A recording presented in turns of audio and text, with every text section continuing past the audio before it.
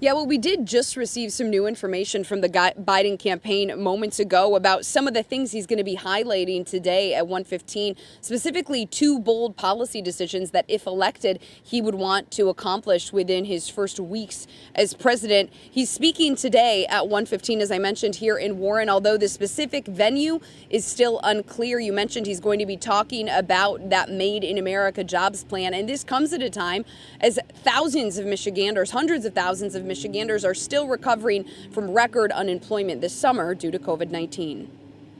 It's been 6 months since the now Democratic nominee for president, Joe Biden, campaigned in Michigan. Back in March, just before the pandemic hit, Biden took the stage at Renaissance High School in Detroit, joined by supporters Governor Whitmer and his now running mate, Senator Kamala Harris. Today, he's expected to tout his Made in America jobs plan in Warren. He's talking about a $15 an hour minimum wage all across this country.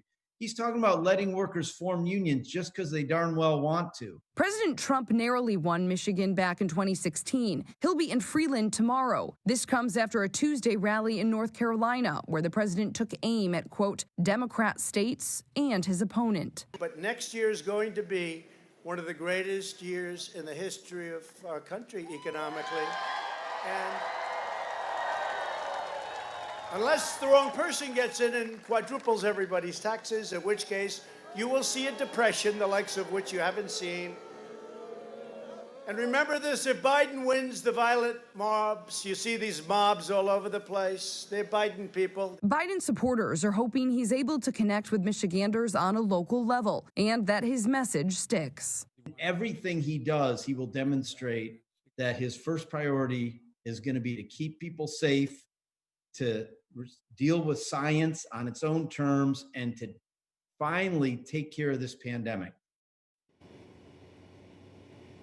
We mentioned we did just receive some new details from the Biden camp outlining some of the things he's going to be talking about today. They include his vision to adjust the current tax code to incentivize his Made in America vision, and that includes offshoring penalties.